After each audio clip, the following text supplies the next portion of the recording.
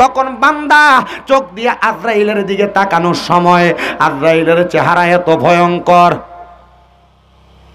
ওই ভয়ঙ্কর চেহারার দিকে তাকাইলে বান্দার চোখগুলো একবারে কপালের দিকে চলে যায়, মানে বান্দার চোখগুলা উল্টে যায়।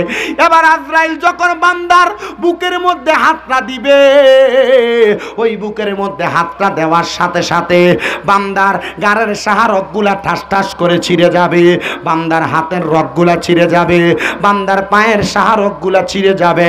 এবার বান্দার পুরাটা শরীর একবারে টান টান হয়ে যাবে, বান্দার শরীর শক্ত হয়ে যাবে। ওই বান্দার দেহ থেকে রূহটা আলাদা করে নিয়ে যাবে আজরাইল ফেরেশতা। আল্লাহর পয়গম্বর হযরত ইদ্রিস আলাইহিস সালাতু ওয়াস সালাম বলে, এই জগতের মানুষ রে শোনো রে, মানুষ মারা যাওয়ার সময় অবস্থাটা কেমন হয়? বলে কেমন অবস্থা হয় আপনি বলেন না। বলে অবস্থাটা কেমন হয় জানুনি রে, একটা জীবিত ছাগলকে, একটা জীবিত বকরিকে, একটা জীবিত পানিরে লটকে দিয়া চামড়াটা জীবিত অবস্থায় টাইনা টাইনা ছিঁড়া ফেললে ওই জীবিত পানির যত কষ্ট হয়, একটা বেঈমান বেআমলের শরীর থেকে রূহটা বাহির করার সময় ওই বেঈমান বেআমলের তত কষ্ট হয়।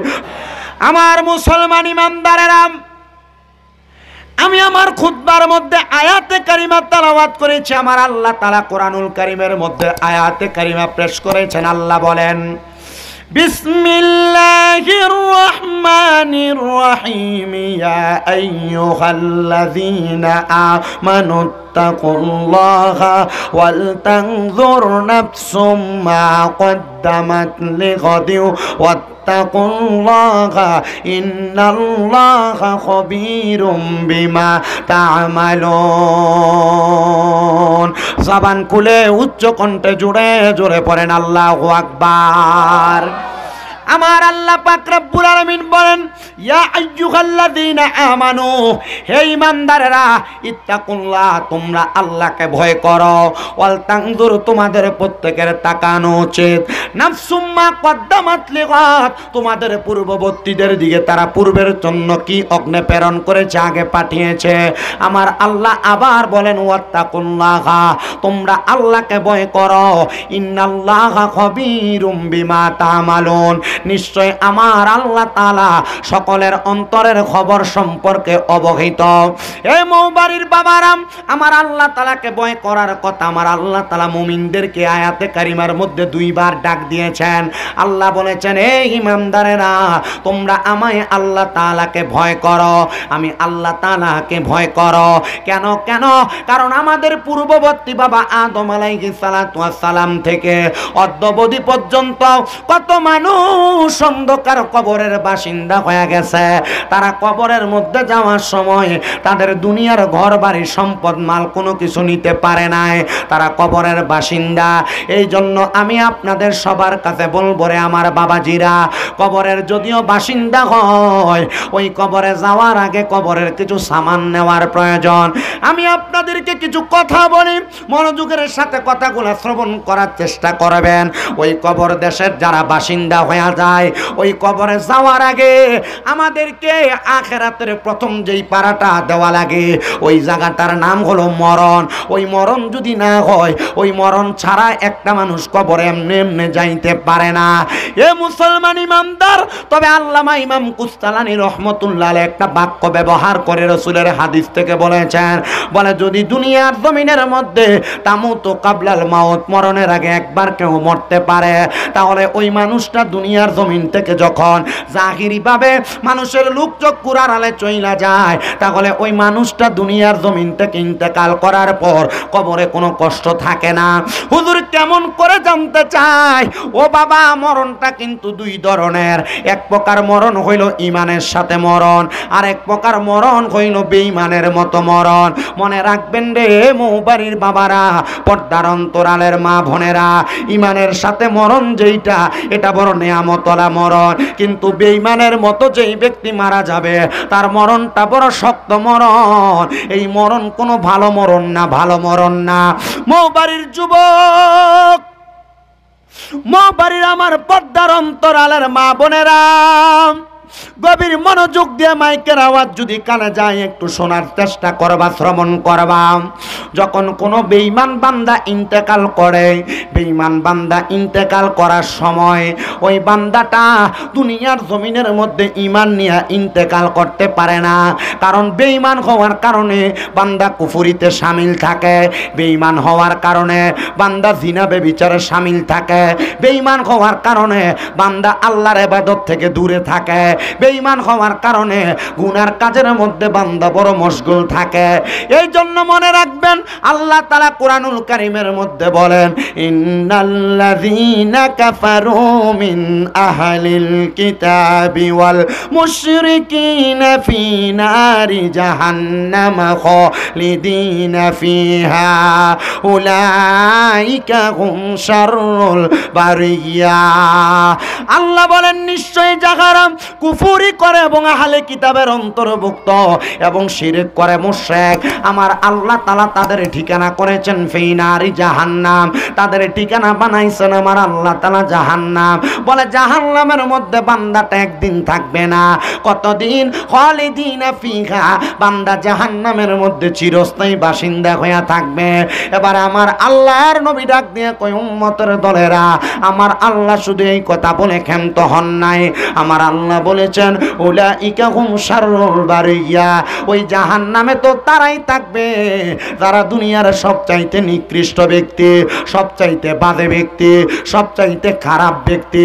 ইয়া রাসূলুল্লাহ, ইয়া হাবিবাল্লাহ, নবী গো, আপনার কাছে জানতে চাই, আপনি নবী বলেন না দুনিয়ার জমিনের মধ্যে বেঈমান মানুষ যখন মারা যাবে, ওই বেঈমান মানুষ মারা যাওয়ার সময় তার কেমন অবস্থা হবে? এই মৌবাড়ির বাবারা, এলাকায় তানার পর্দার অন্তরালের মা বোনেরা গো, কত মানুষ মারা যায় এলাকায় তানা মৌবাড়ি এলাকায়, মারা যাওয়ার সময় বিছানার মধ্যে প্রস্রাব পায়খানা করে দেয়। কত মানুষ মারা যায়, মারা যাওয়ার সময় জিহ্বায় কামড় দিয়ে মারা যায়। কত মানুষ মারা যায়, মারা যাওয়ার সময় নাকে মুখে দিয়ে রক্ত বাইর হয়ে মারা যায়। কত মানুষ মারা যায়, মারা যাওয়ার সময় চোখ উল্টে দিয়ে মারা যায়। একবারও কি তোমার মনে জানার কোনো প্রশ্ন আসলো না যে হুজুর কেন মানুষ এমন কষ্ট পায় মারা যায়? একবার বলেন না। রাহমাতুল লিল আলামিন নবীজির তিরমিজি শরীফের একটা হাদিস শরীফের ঘোষণা আমি পইরা দেখলাম, একটা মানুষ মারা যাওয়ার সময় মানুষ কেন বিছানার মধ্যে প্রস্রাব পায়খানা করে জানো? একজন বেঈমান বেআমলের সামনে আজরাইল আসার আগে আমার আল্লাহ তাআলা নীল চক্ষুওয়ালা দুইজন ফেরেশতা পাঠায়া দেয়, দুইজন ফেরেশতা।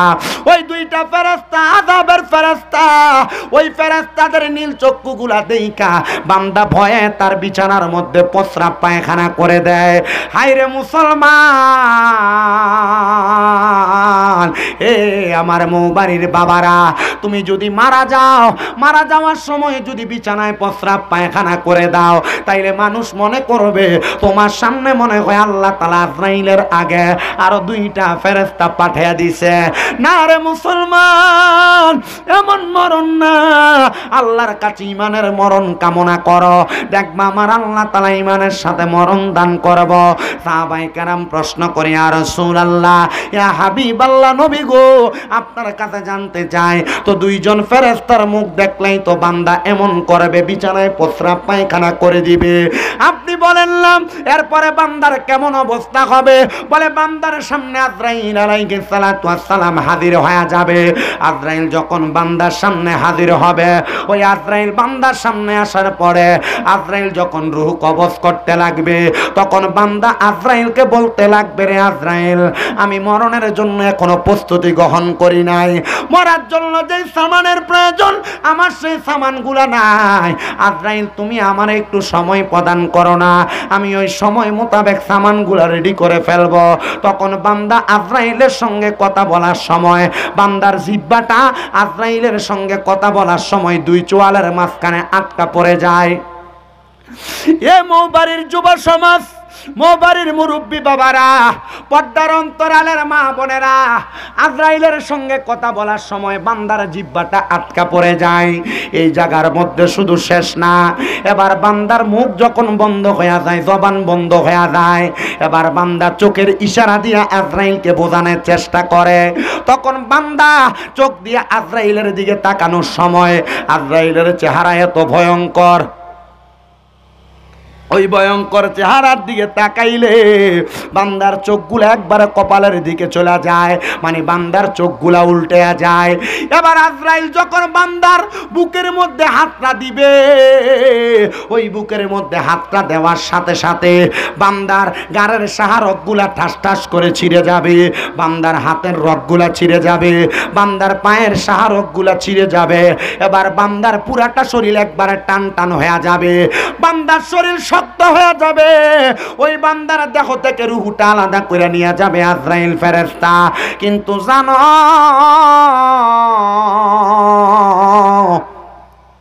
যখন আজরাইল ফেরেশতা বান্দার শরীর থেকে রূহটা আলাদা করে নিয়ে যাবে, আজরাইল বান্দার শরীর থেকে রূহটা নেওয়ার সময় এমন কষ্ট হবে, বলে কেমন কষ্ট হবে বলেন না গো। এই কষ্টের কথা আমাদের নবী মুহাম্মদুর রাসূলুল্লাহ সাল্লাল্লাহু আলাইহি ওয়াসাল্লাম নবী বর্ণনা দিতেছে। বলে কষ্টটা হবে কেমন শুইনা নাও। বলে নবী গো কেমন কষ্ট হবে আপনি বলেন না। আমার নবী কয় উম্মতের দনেরা শোনো রে, আমি নবীর রূহ মুবারক যখন আজরাইল নেওয়ার জন্য আসছিল, আমি নবীর রূহ মুবারক এখনো নেয় নাই, শুধু আজরাইলের ডান হাতের অংশটা আমি নবীর বুক মুবারকের উপরে রাখলেন। রাখার সাথে সাথে আমি নবী একটা চিৎকার মারলাম আল্লাহ বলে, এ আজরাইল আমার বুকের উপরে যে তুমি হাতটা রাখলা কেন রে, কারণটা কি বলবানি? আমার কাছে মনে হইতেছে সমস্ত পৃথিবীর বড় বড় পাহাড়গুলো আমি রহমতের নবীর বুকের মধ্যে চাপায়া দেওয়া হয়েছে। ও মায়ার নবী, ও দয়ার নবী গো, কেন এমন মনে হয়? বলে আজরাইল তোমার হাতের ওজনটা বড় ভারী, আজরাইল তোমার হাতের ওজনের বাটটা আমি নবীর বুকের উপরে তুমি এমন ভাবে চাপায়া দিলা। হায়রে আমার মুসলমান, হায়রে আমার নবীর উম্মতের দলেরা, এবার যখন আজরাইলে এই কথাটা এই কাজটা করবে, আপনার বুকে হাতটা রাখলে আপনার কাছে বড় কষ্ট হবে। আল্লাহর পয়গাম্বর হযরত ইদ্রিস আলাইহিস সালাতু ওয়াস সালাম বলে, এই জগতের মানুষ রে শোনো রে, মানুষ মারা যাওয়ার সময় অবস্থাটা কেমন হয়? বলে কেমন অবস্থা হয় আপনি বলেন না।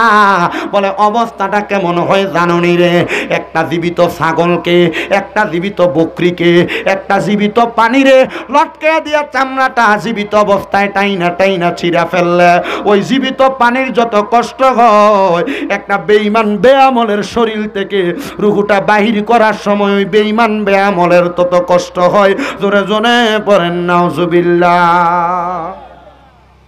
বেঈমান বেআমল যারা নামাজ পড়ে না, যারা সুদ খায়, যারা ঘুষ খায়, যারা পরের হক মেরে খায়, যারা মিথ্যা বলে, যারা গালিগালাজ করে, যারা সমাজের মধ্যে ফিতনা সৃষ্টি করে, যারা পরের সম্পদ লুট করে খায়, এই মানুষগুলা মারা যাওয়ার সময় রুহু যখন কবজ করবে, তার শরীর থেকে জীবিত ছাগল, মানে ছাগলটা জেতা জব করা হয় নাই, লটকে দিচ্ছেন, চামড়াটা টাইনা টাইনা ফিরা ফেললে ছাগলের যত কষ্ট হবে ওই মানুষগুলার তত কষ্ট হবে।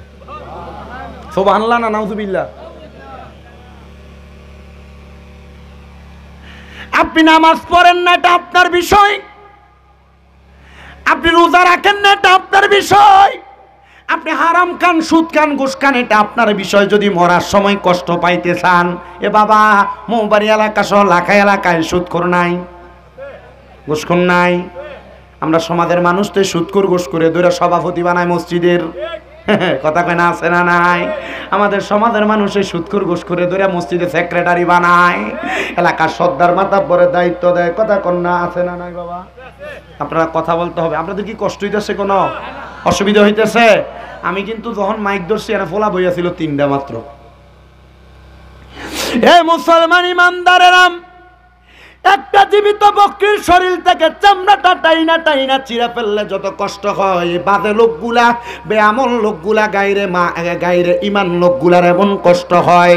এবার রহমতের নবীজি বলতেছে শুধু কষ্ট না, যখন একটা মানুষের শরীর থেকে রুহুটা নিয়ে যাওয়া হয়, শরীর থেকে রুহুটা নেওয়ার পর ওই আজরাইল ফেরেশতা যখন রুহুটা নিয়ে তাড়াতাড়ি যায়, এবার রুহু আজরাইলের সঙ্গে কথা বলে, আজরাইল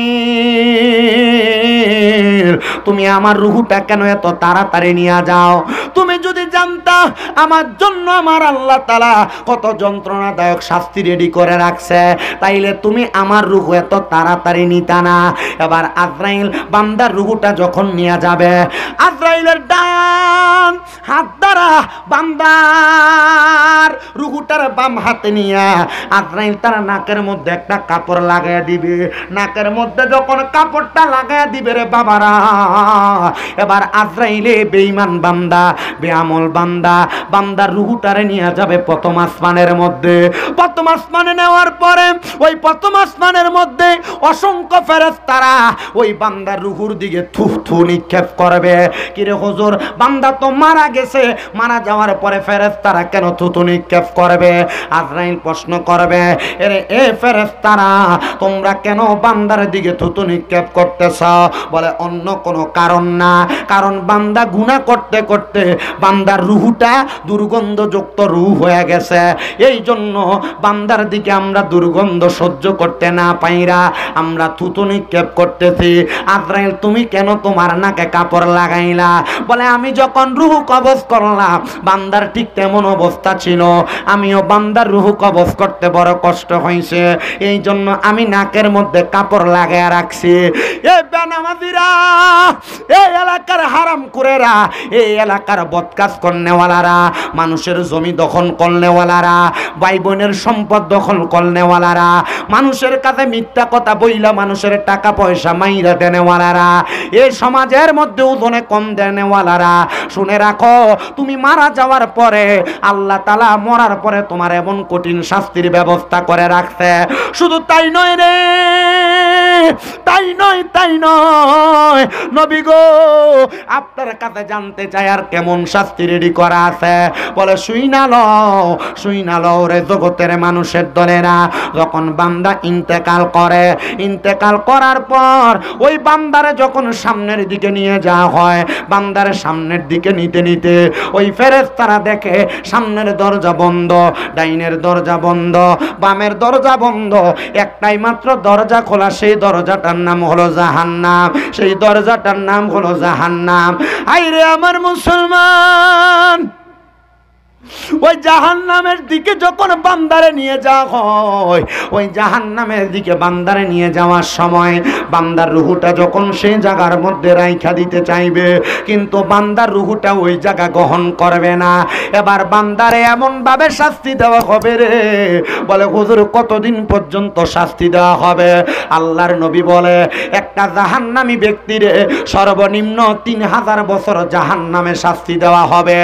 আইরে 3000 বছর, দুনিয়ার 3000 বছর না, দুনিয়ার একদিন, দুনিয়ার 5000 দিন, দুনিয়ার 500 বছর আর ওই জাহান্নামের একদিনের সমান। এই জন্য মনে রাখবা 3000 বছর জাহান্নামের আগুনের মধ্যে তোমারে পুরাইব। নবী গো কেমনে পুরাইব আর কি ধরনের পুরানি পুরাইব? কয় কেমন পুরানি পুরাইব তোমরা শুইনা নাও রে জগতের মানুষেরা। এক নাম্বার, যখন তোমারে পুরাইব ওই আগুনের একরকম কালার হবে না, জাহান্নামের আগুনের 3টা কালার হবে। বেশ উপরের কোনো ক্লাস লাগবে না, মাদ্রাসার ক্লাস 9 10 এর হাদিসের কিতাব পড়লে পাওয়া যাবেন। আল্লাহর নবী বলে জাহান্নামের 1 নাম্বার আগুনের রং হইল লাল, 2 নাম্বার আগুনের রং হইল সাদা, 3 নাম্বার আগুনের রং হইল কালা। 1000 বছর বান্দারে লাল রঙের আগুনের মধ্যে জ্বালাইতে জ্বালাইতে বান্দার শরীরটারে আঙ্গার বানায়া ফেলবে। হুজুর 5-10 মিনিট জ্বললেই তো বান্দার শরীরটা শেষ হয়ে যাবে। বলে না রে না, বান্দা শরীর যখন লয় হয়ে যাবে আবার আমার আল্লাহ তাআলা ফায়াকুন বইলা শরীরটা বানিয়ে শাস্তি দেওয়া শুরু করবে। এই দিনের পর দিন তোমার জ্বালাইবো, দিনের পর দিন তোমারে পুরাইবো। এবার জাহান্নামের আগুনের মধ্যে যখন এমন কষ্ট, 1000 বছর লাল আগুনে জ্বালায়া এবার 1000 বছর তোমারে সাদা রঙের আগুনে জ্বালাইবো। ওই সাদা রঙের আগুনে তোমারে 1000 বছর জ্বালায়া এবার কালা রঙের আগুনে আরো 1000 বছর জ্বালাইব। 3000 বছর জ্বলার পরে ওই বান্দারে মাকানে তাকাসুর নামক জায়গার মধ্যে দাঁড় করাইব। বান্দা যদি তোমারে কেউ মাত্র 3 মিনিট ব্যাপ দিয়া বাইরায়, তোমার যদি দুনিয়াতে কোনো অন্যায় থাকে 3 মিনিটের বাড়িতে তুমি তোমার অন্যায়ের কথা স্বীকার করো, কথা কন্যা ঠিক কিনা? তুমি তোমার 3 মিনিটের মাইরের কারণে তুমি তোমার অন্যায়ের কথা স্বীকার করো। কিন্তু বান্দা 3000 বছর পর্যন্ত যখন আগুনের মধ্যে জ্বলবে, 3000 বছর পরে বান্দাকে প্রশ্ন করা হবে, বান্দা বলো এবার কি বলবা? তার মানে বোঝা যায় যারা ঈমান নাই, যারা বেনামাজি, যারা হারাম খায়, যারা পরের হক খায়, যারা দুনিয়াতে অপকর্ম কইরা বেড়ায়, এই মানুষগুলারে কবরে গেলে আমরা তো কথার কথা বলে ফেলি, 3টা প্রশ্ন করব। জিনা, আপনি অপকর্ম করবেন, প্রশ্ন করলেই কি আর না করলে কি? অপকর্ম কর্নেওয়ালা ব্যক্তির কবরে কোনো সওয়ালের জবাবও নাই, ডাইরেক্ট কবরে যাবে আর ডাইরেক্ট জ্বলা শুরু হয়ে যাবে। বলে হুজুর কেমনে গো, কেমনে জ্বলবো? আরে বান্দা 3000 বছর জ্বালায়া বান্দা তোমার এমন কঠিন শাস্তি দেওয়ার পরে তখন তোমার মাকানে তাকাসুর নামক জায়গায় দাঁড় করে বলবে, বান্দা এবার কি বলবা বলতে পারো? বান্দার জবান দ্বারা 3বার শব্দ ব্যবহার করবে, মোয়ে মোয়ে মোয়ে।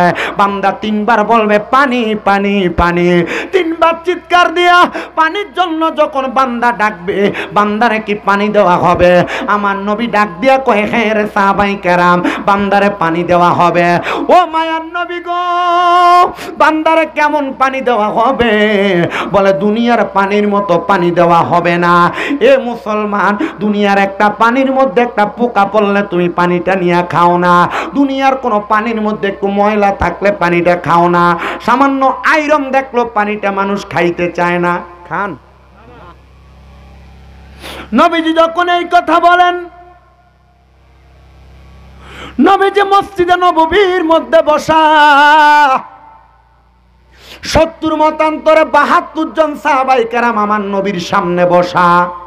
আমার নবী ডাক দিয়া কয়, হ্যাঁ বান্দারে পানি দেওয়া হবে, তবে বান্দারে দুনিয়ার কোনো পানির মতো পানি দেওয়া হবে না। বান্দারে যখন পানি দেওয়া হবে, অন্যান্য জাহান্নামীদেরকে জাহান্নামের আগুনে জ্বালানোর পরে তাদের শরীরের চামড়া রক্তগুলা যে নিচে পড়ছে গইলা গইলা, ওই রক্ত এবং পুঁজগুলা একটা গরম লোহার পাত্রের মধ্যে নেওয়া হবে। আগুনের কয়লা যেমন উত্তপ্ত থাকে গো, এমন গরম উত্তপ্ত একটা পাত্রের মধ্যে নিয়া তখন রক্ত আর পুঁজ দিবে। হাদিস শরীফে এই রক্ত আর পুঁজরে কইছে তিনাতুল খাবাল। এই তিনাতুল খাবাল দিবে বান্দাকে পান করার জন্য। বান্দা ওই রক্ত এবং পুঁজগুলা নিয়া বান্দা যখন পান করতে যাবে, ওই বান্দার জিহ্বাটা সহ পেটের নাড়ি বুড়িগুলা পায়খানা রাস্তা দিয়ে বের হয়ে যাবে। আমার নবীজির হাদিস বর্ণনাকারী সাহাবী আনাস ইবনে মালিক বলে, আমি তাকায়া দেখলাম আমার নবীজির 40 জন সাহাবী বেহুশ হয়ে মাটির মধ্যে পড়ে গেছে এই কথা শুনে, আর বাকি 30 জন গড়াগড়ি করে কান্নাকাটি করতেছে। আমি জিজ্ঞাসা করলাম, ইয়া রাসূলুল্লাহ, নবী গো, এত কষ্ট এত পরিশ্রম করা হবে, কিন্তু আপনি নবী বলেন না একটা মানুষ যখন দুনিয়ার জমিন থেকে ভালো কাজ করে করে ইন্তেকাল করবে তার অবস্থা কেমন হবে? আমার নবী বলতেছে আল্লাহর কোরআনুল কারীম থেকে, ইন্নাল্লাযীনা আমানু ওয়া আমিলুস সালিহাতি উলাইকা হুম খায়রুল বারিয়া। জবান খুলে উচ্চ কণ্ঠে জোরে জোরে পড়েন আল্লাহু আকবার। আপনাদের কষ্ট হয় আল্লাহু আকবার বলতে? মুসলমান আলো নাই দেখা মানুষ মনে করতেছে আপনার এখানে মানুষ নাই। যাদের জবান আছে তাদের কাছে আমার দাবি আছে, যাদের জবান নাই তাদের কাছে আমার কোনো দাবি নাই। জবান যদি থাকে ডান হাত তুলে জোরে ডাক দেন আল্লাহু আকবার। 2 হাত তুলে পড়েন ইয়া রাসূলুল্লাহ, উচ্চ কণ্ঠে পড়েন ইয়া বলি আল্লাহ। সাহাবায়ে কেরাম কান্দে আর ডাক দিয়া কয়, নবী, ও মায়ার নবী গো, আপনার কাছে জানতে চাই আপনি বলেন না। বলে বান্দা তো দুনিয়ার জমিনের মধ্যে যারা বদ কাজ করবে, বেঈমান থাকবে, তারা না কবরে যাওয়ার পর বড় কষ্ট পাবে, কিন্তু মায়ার নবী গো, যারা দুনিয়ার জমিনে ঈমান আনবে, যারা আমার আল্লাহরে ভালোবাসবে, নবীরে ভালোবাসবে, আল্লাহ নবীর মুহাব্বত অন্তরে রাখবে, নামাজ পড়বে, আল্লাহর ইবাদত করবে, করবে ওই মানুষগুলার কবরের মধ্যে কেমন অবস্থা হবে? বলে কবর তো পরে আমার আল্লাহ বলেছেন উলাইকা হুম খায়রুল বারিয়া, এরা হইল দুনিয়ার সবচাইতে ভালো বান্দা, সবচাইতে উত্তম বান্দা। ও মায়ের নবী আপনি বলেন না গো, বলেন না দুনিয়ার জমিনের মধ্যে ওই বান্দাটা ইন্তেকাল কেমনে করবে? বলে বান্দা ঈমান আনার কারণে, নেক আমল করার কারণে বান্দা যখন মরবে, বান্দা বড় ঈমান নিয়ে মরবে, বড় আরামে মরবে। একটা ঈমানদার বান্দা, নামাজি বান্দার রূহ যখন আজরাইল কবজ করতে আসবে, একবার আসবে না, দুইবার আসবে না, তিনবার আসবে না, চারবার আজরাইল আসবে ঈমানদারের রূহ কবজ করার জন্য।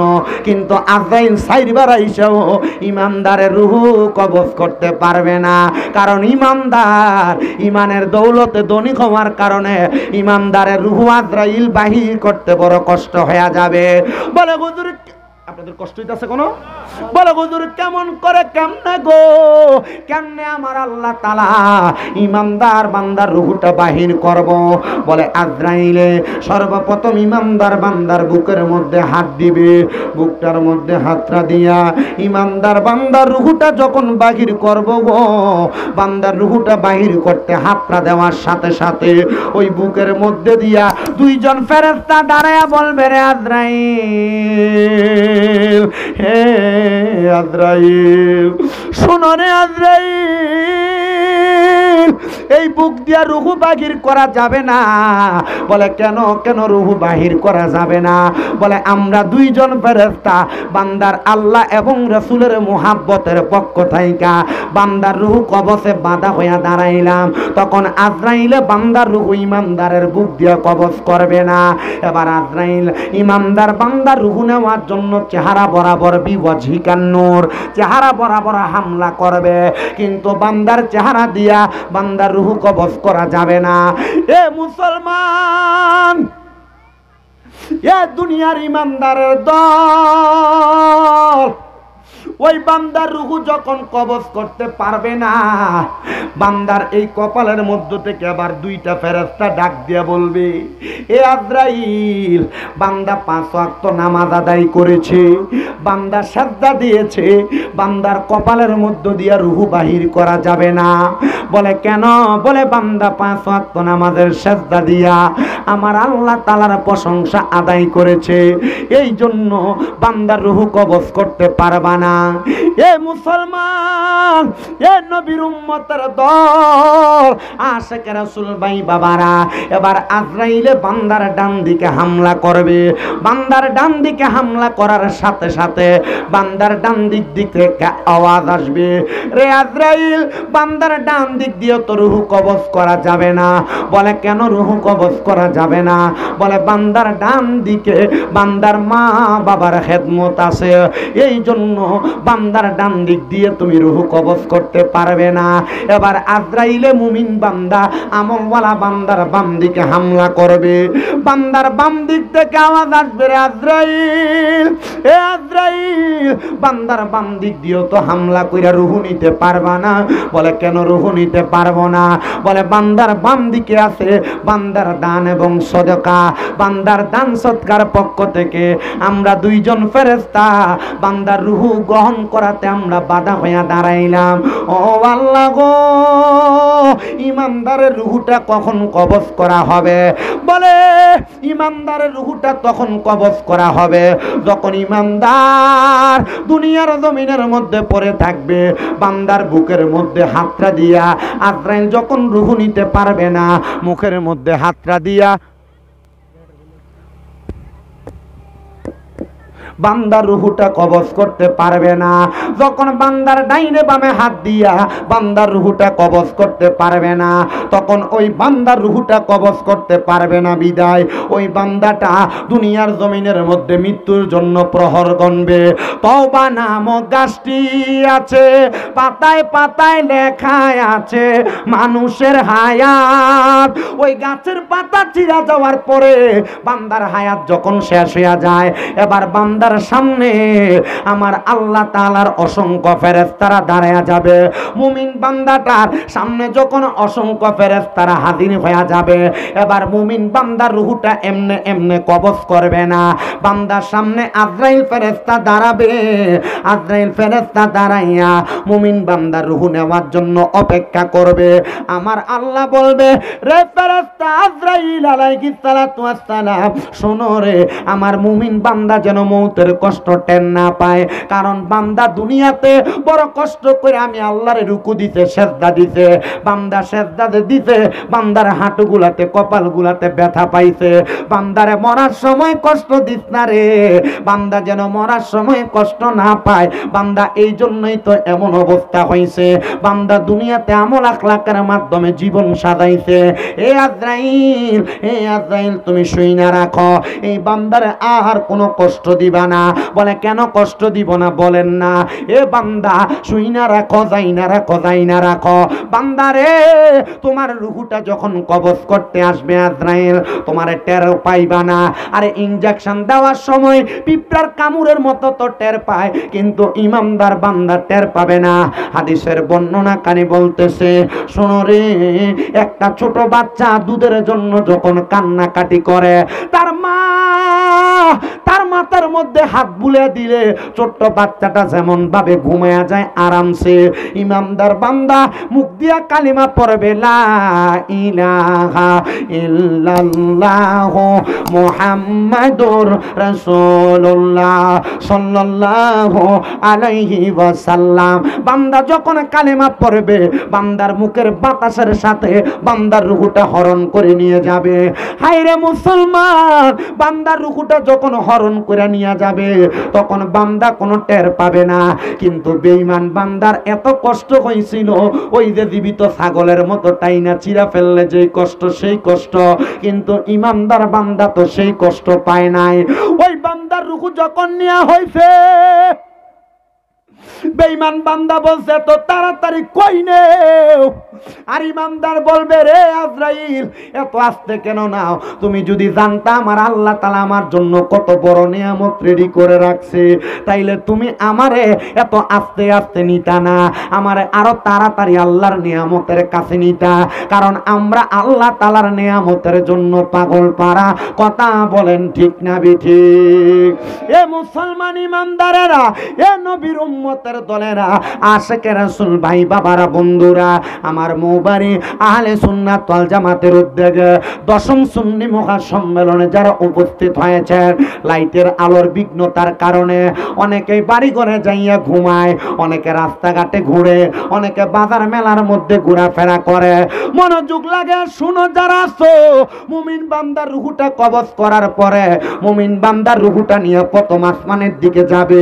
কিন্তু বেঈমানের রূহটা নেওয়ার সময় আজরাইলের নাকের মধ্যে কাপড় লাগাইছিল, আসমানের ফেরেশতারা থুতু দিছিল, কিন্তু ইমানদাররে থুতু দিবে না। ইমানদারকে যখন আসমানের দিকে নিয়ে যাবে, আল্লাহর অসংখ্য ফেরেশতারা আহলান ওয়া সাহালান, মারহাবান মারহাবান, দুয়ুফুল্লাহ দুয়ুফুর রহমান, আল্লাহর মেহমান বলে স্বাগতম জানাবে। জোরে জোরে বলেন সুবহানাল্লাহ।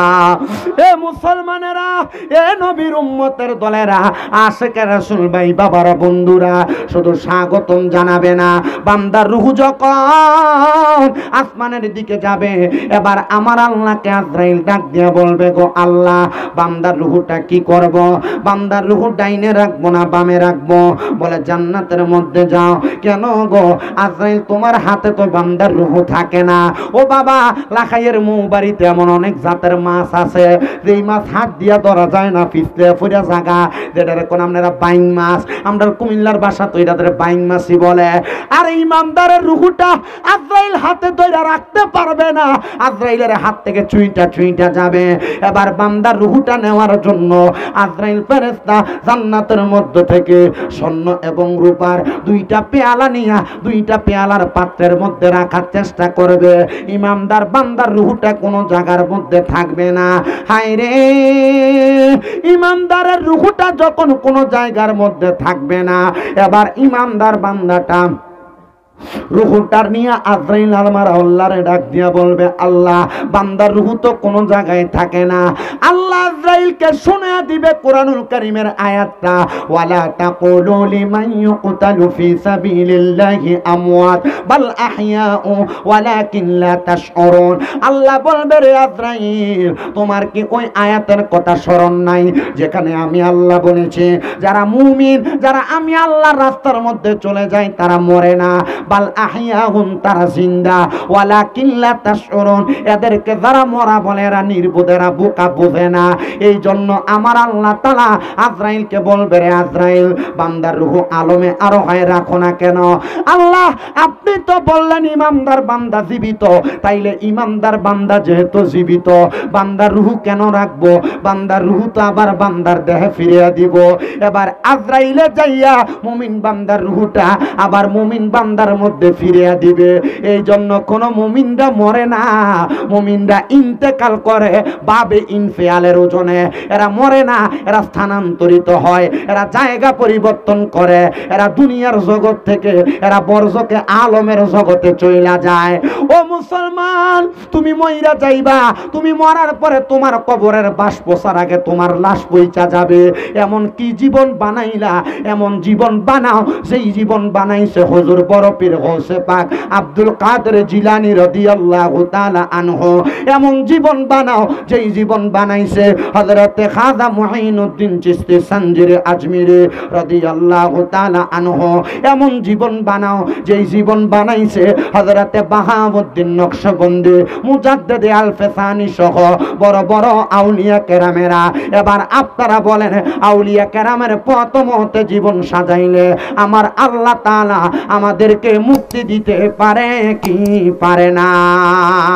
এ মুসলমান, আপনারা তো আমার হুজুর বড় পীর গাউসে পাক আব্দুল কাদের জিলানীর অনেক ওয়াজি শুনেছেন। এই ওয়াজও শুনছেন গাউসে পাকের দরবারে চোর চুরি করতে যাওয়ার পর গাউসে পাক তারে ওলি বানিয়ে দিছে। আরেকটা চোর গেছিল গাউসে পাকের দরবারে, যেই চোরটা চুরি করতে যায়া গাউসে পাকের হাতে বায়াত হয়ে আসছে। বলে, হুজুর কেমন চোর? এই চোরের ব্যাপারে আমার জানতে বড় ইচ্ছা হয়। ওই চোর সন্ধ্যা রাতে গাউসে পাকের দরবারে যাইয়া চুরি করবে অপেক্ষা করতেছে। কিন্তু আমার হুজুর বড় পীর গাউসে পাক আব্দুল কাদের জিলানী উনি রাত্রবেলা ঘুমাইতেন না, উনি আমার আল্লাহ তাআলার ইবাদতে মশগুল থাকতেন। গাউসে পাক যখন ঘুমায় না, ফজরের নামাজের আগবর্তী মুহূর্তে ওই চোর গাউসে পাকের ঘরের আড়াল থেকে বাইরে হইয়া গাউসে পাকের ঘর থেকে বের হইয়া যাচ্ছেন। এমন টাইমে হুজুর গাউসে পাক বড় পীর আব্দুল কাদের জিলানী ডাক দিয়া বলতেছে, এরে ভাইজান কোথায় আসছিনা, আবার কোথায় তুমি চলে যাও? ডাক দিয়া কয়, হুজুর আসছিলাম আপনার কাছে বায়াত হইতে। আসলে কি বায়াত হইতে আসছে না চুরি করতে আসছে? চুরি করতে আসছে। হুজুর ডাক দিয়া কয়, যাও কই তো বায়াত তো হও নাই। হুজুর আজকে দেইকা গেলাম, পরে বায়াত হব। না রে বাবা না, মানুষের হায়াত বেশি দিন থাকে না, আসো আমি তোমার বায়াতটা গ্রহণ করে দেই। সোরা কয়, যদি এখন বায়াত না গ্রহণ করি তাইলে গাউসে পাকের দরবার থেকে মাইর খাইয়া যাওয়া লাগবে। গাউসে পাক হুজুর বড় পীর আব্দুল কাদের জিলানী তার সামনে আনলেন, ওযু করাইলেন, দেখলেন তার গায়ের জামা কাপড়ে তো ভালো না। ওরে বাবা, বর্তমানের চোর তো একবারে ন্যাশনাল ইন্টারন্যাশনাল চোর। আগে যখন চোরেরা চুরি করত, ডাকাইতরা ডাকাইতি করত, আমার ছোটবেলার জীবনে আমি চোর ধরার পরে দেখছি লুঙ্গিটারে একবারে শর্টন যেমন এমন ভাবে পইরা পুরা শরীরে বালা তেলের মতো ফিসলা কি জানি মাহাইতো, মাহায়া তারপরে মানুষের ঘরে হিং দিত, এমন চোর আমি দেখছি। আহারে, গাউসে পাকের দরবারে এমন চোরা ব্যক্তিটারে দেখা গাউসে পাক কয়, তুমি তো এখন মুরিদ হওয়ার হালতে নাই, যাও ওযু বানাও। গাউসে পাক নিজে তারে ওযু বানায়া দিয়া গাউসে পাকের একটা পাঞ্জাবি পরায়া গাউসে পাকের একটা পাগড়ি লাগায়া কয়, ডান হাতটা বাড়াও। ডান হাতটা বাড়ানোর পরে গাউসে পাক কয়, দুইটা বিষয়ে তুমি আমার কাছে বায়াত নিবা। বায়াত মানে ওয়াদাবদ্ধ হওয়া, বায়াত মানে আবদ্ধ হওয়া, বায়াত মানে মিশে যাওয়া, বায়াত মানে একজন আর একজনের সাথে সংমিশ্রণ হওয়া। গাউসে পাক কয়, তুমি ওয়াদাবদ্ধ হইবা। বলে, কোন বিষয়ে? বলে, তুমি আমার সাথে বলো আর মিথ্যা কথা বলবা না, 2 নাম্বার নামাজ ছাড়বা না। ওয়াদা করাইলো কয়টা? আপনারা দেখি তো কয়টা? 2টা ওয়াদা করাইলেন। 1 নাম্বার, তুমি কখনো মিথ্যা কথা বলবা না, 2 নাম্বার কখনো নামাজ ছাড়বা না। এবার চোরা ব্যক্তিটা কয় হুজুর ঠিক আছে, আর কখনো আমি মিথ্যা বলবো না, আর কখনো নামাজ ছাড়বো না। তো চোরের স্বভাব তো চুরি করাই থাকে। গৌসে পাকের দরবার থেকে বের হইয়া চিন্তা করে রে ফজরের ওয়াক্ত এখনো বাকি, আজকে রাত্রে চুরি করতে পারলাম না, আসলাম চুরি করতে হইয়া গেলাম বায়াত। এবার সামনে যাইতে যাইতে ওই বাগদাদ এলাকার বড় বাদশার বাড়ি দেখা মনের মধ্যে আবার আরেক চিন্তার উদয়, আরে ওই বাড়িতে পারি নাই কি হয়েছে, বাদশা মানুষ রাতের শেষ ভাগেই তো ঘুমায়, এরার বাড়িতে চুরি করলে মনে হয় ভালো করে চুরি করা যাবে। এই কথা চিন্তা কইরা সামনের দিকে অগ্রসর হয়। দারোয়ানটা হঠাৎ করে সজাগ হওয়ার পর জিজ্ঞাসা করে কে গো আপনি? বলে তোমার বাড়িতে, তোমার বাদশার বাড়িতে যাই চুরি করতে। দারোয়ান কয় এত লম্বা, ওই যে গাউসে পাক পাঞ্জাবি পরাই দিছিল, পাগড়ি লাগাই দিছিল, এত লম্বা পাঞ্জাবিওয়ালা আর পাগড়িওয়ালা উনি নাকি চুরি করতে যায়। তার মানে উনি বুঝতে পারলেন ওই দারোয়ান মানুষটা, উনি বলতেছেন না হয়তো বা আমার বাদশার কোনো শুভাকাঙ্ক্ষী অথবা বন্ধু হবে, উনি মনে হয় আমার সাথে মজা করতেছে।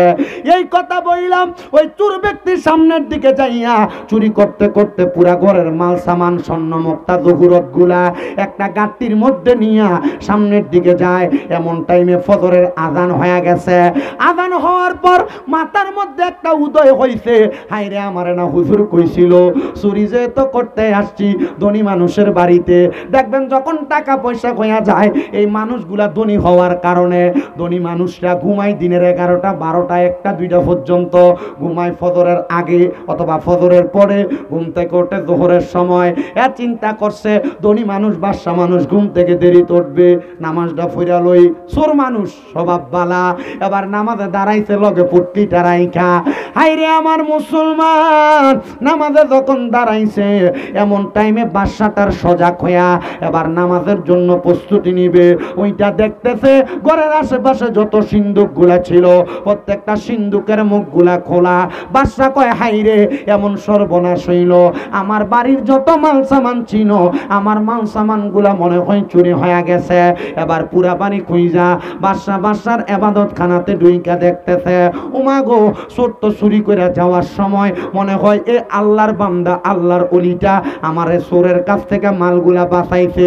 এই কথা চিন্তা কইরা আসলে বাদশা দাঁড়ায়া দাঁড়ায়া চিন্তা করে এই ব্যক্তি মনে হয় আমার মালগুলা বাঁচাইছে। এবার উনি নামাজ শেষ করে বাদশার দিকে তাকায় আর মনে মনে চিন্তা করে এক বাড়িতে গেলাম চুরি করতে, বাঁচছি কোনো রকম, কিন্তু এখন বাঁচমু কেমন কইরা? বাদশা ডাক দিয়া কয় কে গো আপনি? আমার পুরা বাড়ি চুরি হয়ে গেছে, বস্তার মধ্যে দেখলাম সব মালামাল, আপনি যে এখানে পয়সা রইলেন আপনি মনে হয় আমার মালামাল গুলা রক্ষা করছেন চোরের হাত থেকে। আসলে কি রক্ষা করছে না নিজেই চুরি করছে? আমরা আসতে খুঁজে আসলে কি নিজে চুরি করছে? নিজেই চুরি করছে। নিজেই চুরি করার পরে এবার বাদশা কয় হুজুর আপনাকে অসংখ্য ধন্যবাদ, হুজুর এই চোরের কাছ থেকে আপনি আমার মালগুলারে বাঁচাইছেন। উনি কয় না রে, মিথ্যা কথা বলা যাবে না, গাউসে পাক কইয়া দিছে 2টা কাজ, নামাজ ছাইরো না আর মিছা কইও না, তাহলে যেই কোনো সময় বাচ্চা যাইবা। আমি মিছা কথা কই নাই রে, আমি বললাম না আমি নিজেই চোর। এবার বাদশা কয় দেখছনি রে, এমন আল্লাহওয়ালা আমার ঘরে আইছে, একটা চোরের বাঁচানোর লাগা ফুরির দায় নিজের কান্দে নিতাছে। হুজুর আমি বুঝছি, এতদিন পর্যন্ত বায়াত নেওয়ার জন্য একটা পীর আমি তালাশ করছিলাম, তবে আপনার মতো পীর আমি আমার জীবনে দেখি নাই। আসলে কি এটা পীর না সোরা বেড়া? এটাই তো সোরা বেড়া, কারণ গাউসে পাকের নজর লাগা গেছে, এটা আর চোর থাকতে পারে না। বড় পীরের নজর লাগার কারণে একটা চোরেরও আমার আল্লাহ তাআলা কুদরতি নজরে ওলি বানায়া দেয়। জবান খুলে জোরে জোরে বলেন না সুবহানাল্লাহ। ওলিদের ওলি যিনি গাউসুল আজম জিলানী, ওলিদের ওলি যিনি গাউসুল আজম জিলানী, বাগদাদে জন্ম কুতুবে রাব্বানী। বলেন বাগদাদে জন্ম কুতুবে নি, বলেন ওলিদের ওলি যিনি গাউসুল আজম জিলানী, ওলিদের ওলি যিনি গাউসুল আজম জিলানী, বাগদাদে জন্ম কুতুবে রাব্বানী। বলেন বাগদাদে জন্ম কুতুবে। তোমার কাঁধে নবীজির কদম, সব অলিদের কাঁধে তুমি গাউসের কদম। দয়ার নজর করো আমায় ও গো গাউসে সামদানি, দয়ার নজর করো আমায় ও গো গাউসে সামদানি। বাগদাদে জন্ম কুতুবে রাব্বানি, বলেন বাগদাদে জন্ম কুতুবে রাব্বানি। হাইরে বংশ তোমার হাসানে হোসাইনি, তুমি কইলাম ফাতেমার নয়নের মনি। বংশ তোমার হাসানে হোসাইনি, হাইরে তুমি হইলাম ফাতেমার নয়নের মনি। মুর্দা কলব জিন্দা করো ও গো গাউসে সামদানি, মুর্দা কলব জিন্দা রানী। বাগদাদে জন্ম কুতুবে রাব্বানি, হাইরে বাগদাদে জন্ম কুতুবে রাব্বানি, হাইরে বাগদাদে জন্ম কুতুবে রাব্বানি। ও মুসলমান, ও নবীর উম্মতের দলেরা, এবার বাদশা ডাক দিয়া কয় হুজুর এতদিন পর্যন্ত আমি পীরের তালাশ করলাম কিন্তু পাইলাম না, আজকে আপনি এমন একজন লোক আমার সামনে আসলেন একটা চোররে চুরির দায় থেকে বাঁচানোর জন্য। আপনি চুরির দায়টা আপনার কান্দে নিছেন হুজুর গো, আজকে আপনি আমারে মুরিদ করায় দিয়া যাবে। হুজুর আপনি যদি বলেন এই মুরিদ করানোর বিনিময়ে আপনি আমার যত মাল সামান আছে সব মাল সামান নিয়ে যাবেন, প্রয়োজনে আমার বাসায় আপনারা দিয়া দিব, তবু আমি আপনার কাছে মুরিদ হইতে চাই। আরে ফেসে পড়ে গেলাম গা, বড় ফেসে বললাম না। এখন এর তো নিয়ম জানা আছে মুরিদ কেমনে করায়। উজু করে আও, এ উজু করে আসছে, ডান হাত বাড়াও, ডান হাত বাড়াইছে, আমার সাথে বলো জি হুজুর। বলো তুমি কোনোদিন নামাজ ছাড়বা না? ছাড়তাম না। বলো তুমি কোনোদিন মিছা কথা কইবা না? হুজুর কইতাম না। এবার ওয়াদাটা কইরা এ মুসলমানের দলেরা যখন ওয়াদা করছে, ওয়াদা করার পর বাদশা কই হুজুর যেই মালগুলা বস্তায় আপনি না থাকলে সরে নিয়ে যাইতো, হুজুর আমার এই মালগুলা আমি আপনারে হাদিয়া দিলাম। মাইকে সাউন্ড নাই? আছে সাউন্ড আছে, বেশি সাউন্ড। আমি মনে হচ্ছে আপনি আরো কইবেন যে এত সাউন্ড কি লেগে। না আমি লড়ি সরি যে লেগে জায়গা ঠিক আছে, সাউন্ড ঠিক আছে। শেষ আমার আর 5 মিনিট আছে। আমার আমি কথা বইলা ভাঙ্গে এখানে বসছি। আমার মুসলমান ইমানদারেরা গভীর মনোযোগ অন্তরের কানটা লাগে শুনবা। এবার ওই মালের গাড়িটা কাঁধের মধ্যে নিয়া এবার ওই চোরা মানুষটা বের হয়ে গেছেন। বের হওয়ার সাথে সাথে যখন ওই লোকটা বাইর হইছেন ফজরের নামাজের পরে যাইয়া আমার হুজুর গৌসে পাক আব্দুল কাদের জিলানির দরবারে আবার গেছে। হুজুর ডাক দিয়া কয় কিরে পাগলা চুরি কেমন করলা? কয় হুজুর আপনি জানলেন কেমনে? বলে কি জানতাম না, তুমি আমার কাছে মুরিদ হইছ আর আমি গাউসে পাক খবর লইতাম না।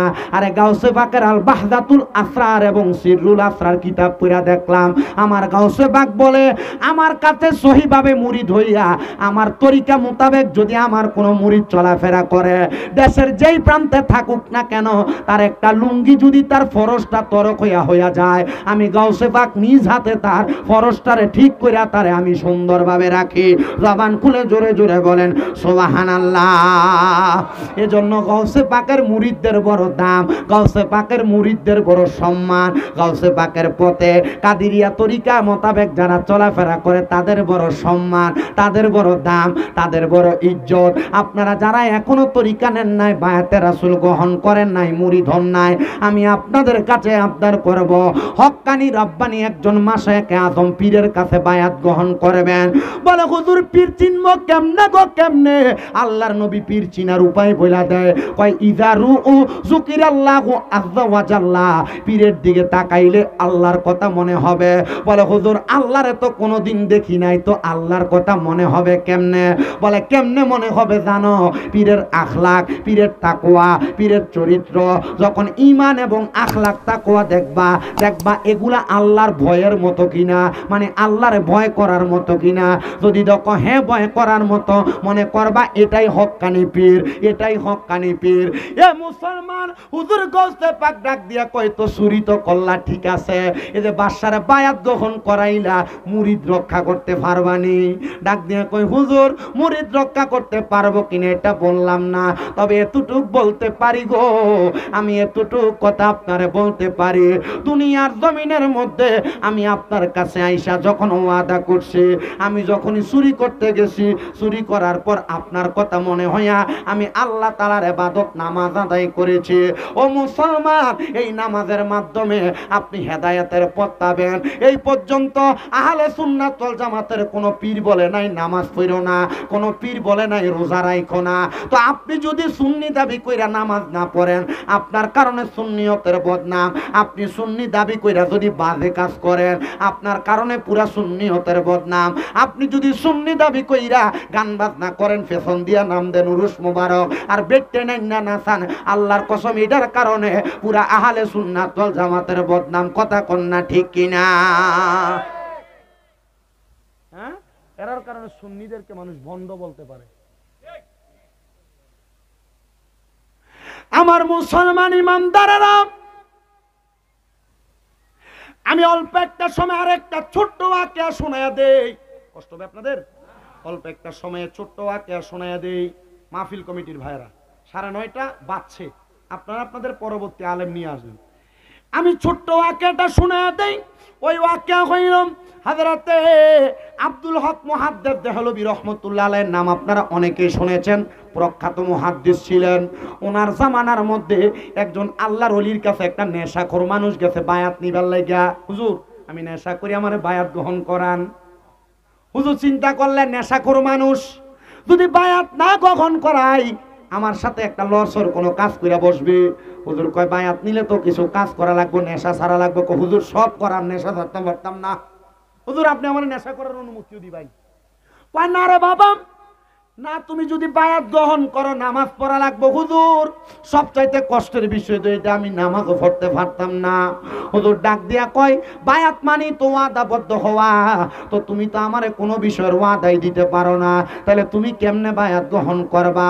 বলে রে বাবা, তাহলে একটা বিষয় বায়াত নাও, তুমি যদি আমার কাছে বায়াত গ্রহণ করো, তাইলে তুমি একটা জিকির করবা, যে জিকির হলো আফদালুজ যিকরি লা ইলাহা ইল্লাল্লাহ, সবচাইতে উত্তম জিকির লা ইলাহা ইল্লাল্লাহ। তুমি যদি সময় পাও লা ইলাহা ইল্লাল্লাহ জিকিরটা করতে পারবানি? হুজুর এটা ফারাম, এটার ভিতরে ফারাম। বলে হুজুর আমি লা ইলাহা ইল্লাল্লাহ জিকির করতে পারবো।